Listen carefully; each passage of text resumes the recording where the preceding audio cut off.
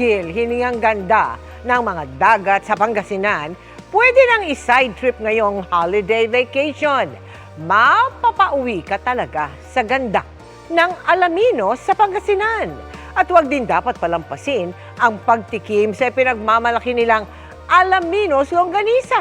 Tara, magbalik-bayan tayo sa pagtutok ni Jasmine Gabriel Galban ng GMA Regional TV. Summer in December.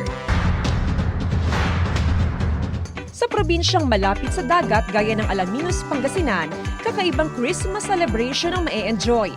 Malayo sa mga regular na pasyalan at mall. Makakapagtampisaw ka sa malinaw na tubig at nagagandahang dagat ng probinsya. Hanggang 5 oras lang na biyahe mula sa Metro Manila. Bonus pa ang iba't ibang outdoor activities. Pwedeng mag-island hopping,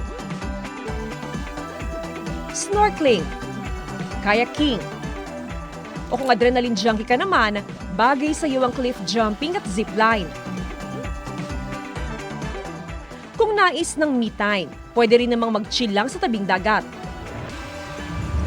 Iba pa rin talaga ang Pasko sa Pinas at dito sa Alaminos City, tiyak mapapauwi ka dahil sa mala-probinsyang Christmas celebration. Mga kapuso, sama-sama nating experience ang Pasko sa Alaminos, home of the 100 Islands.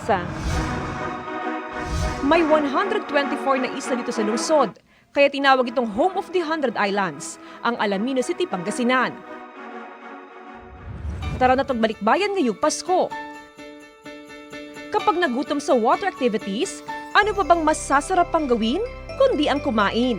Nariyan ang mga ipinagmamalaking kakanin ng Alaminos tulad ng binungoy, patupat at tupig. At syempre tuwing Pasko, hindi mawawala ang gift giving at para makabili ng affordable na mga panregalo, takbuhan na ng ating mga kapuso ang mga baratilyo. May bag, damit, laruan at marami pang iba. Matapos magmerienda, pwede nang muling ituloy ang pamamasyal. Dahil pagkagat ng dilim, siya namang pagliwanag at pagningning ng Luca Park. Narito ang kumukuti-kutitap na Christmas display ng probinsya. Tila abot kamay muna ang mga bituin sa mga ilaw na nakakabit sa giant Christmas tree na may taas na 40 feet. Ramdam na ramdam ang Paskong Alaminos dahil sa mga nagagandahang Christmas attractions. Bukod sa giant Christmas tree, picture perfect din ang kanilang Garden of Tunnels. At dito sa ilalim ng Christmas tree, nagmistulang Tunnel of Lights.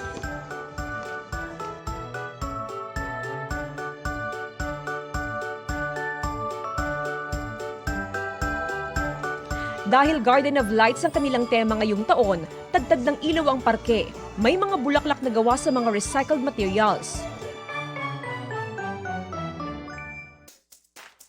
Sa umaga, mas lalong sasarap ang inyong Christmas morning sa katakam-takam nilang Alaminos Longganisa.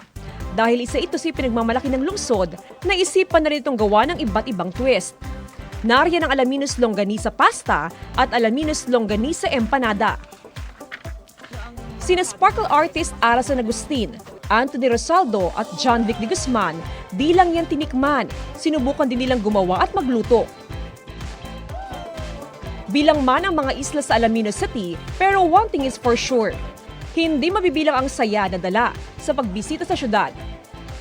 Para sa Paskong Pinoy Balikbayan 2025, ako po si Jasmine Gabriel Galban ng GMA Regional TV at GMA Integrated News. Nakatutok 24 oras.